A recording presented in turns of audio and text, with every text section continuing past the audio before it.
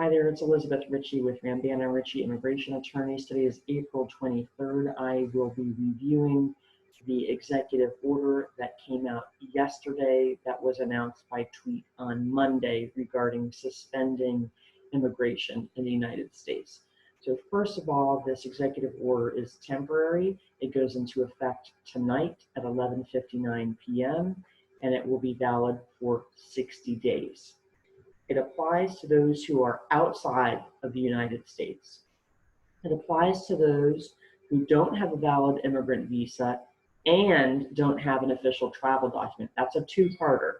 So I'll repeat, it applies to those who are outside of the US, and the two-parter is it applies to those who don't have a valid immigrant visa and they don't have a valid travel document, such as a transportation letter, boarding foil, or advance parole document. So if you are abroad right now because you have a pending green card with an advance parole document, you can come back. You can return to the United States within 60 days. Here's who's exempt: green card holders, lawful permanent residents, healthcare workers who are combating COVID-19, their spouses and their children under 21. EB-5 investors abroad, those who are coming here to make or take part in very large investments, usually $1 million and up. Spouses of US citizens, children of US citizens under 21, and prospective adoptees.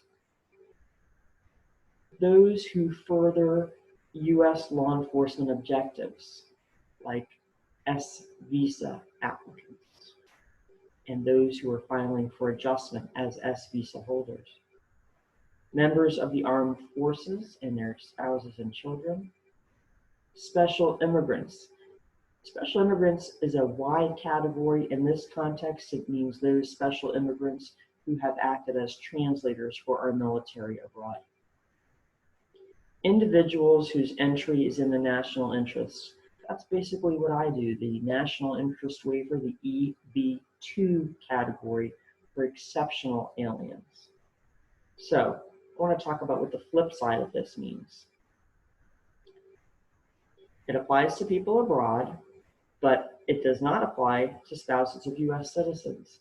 That does mean, because it doesn't say it doesn't, that spouses of permanent residents abroad are subject to this bar. In other words, if a permanent resident has filed that I-130 and it's approved, they're waiting for their interview, that alien abroad doing so would be subject to this executive order. What's interesting, though, is that this executive order is not really doing that much. The consulates were already closed for those interviews because of this virus. So the consulates have been closed, USCIS has been closed to the public, immigration courts have been closed. So this really doesn't do that much, but I'm going through just the text of this to tell you what it actually says. Asylum seekers are not included in the ban. The proclamation states it does not limit the ability of individuals to apply for asylum. It wouldn't have the authority to do that even if it did include it. Non-immigrant visa holders are not included in the ban. However, in the proclamation, it does require 30 days within 30 days of the effective date that the Secretary of Labor, Department of Homeland Security, in consultation with the Secretary of State, review non-immigrant programs and recommend appropriate measures. Non-immigrant program, for example, is the H-2A program, which 2 weeks ago the White House said our agricultural workers who use the H-2A program are essential. Of course they are, they're essential to our food chain. Individuals who circumvent the application of this proclamation through fraud, willful misrepresentation, or illegal entry will be prioritized for removal. That doesn't really mean anything. That's been the case already. If you try to circumvent immigration law, you're going to be prioritized. It does expire within 60 days of its effective date and may be continued as necessary. I don't know how necessary it is. Like I said, the consulates have already closed, and so has USCIS, at least to the public.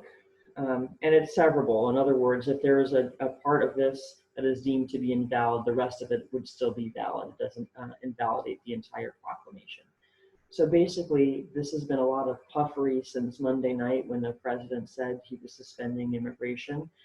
Um, the president does have executive authority to do that. We saw that with President Obama doing DACA, and this president is doing that. There is the executive right, of course, to do that. But the question is here, is it effective? Is this doing anything different than what's already been done with regard to the closures that we've seen?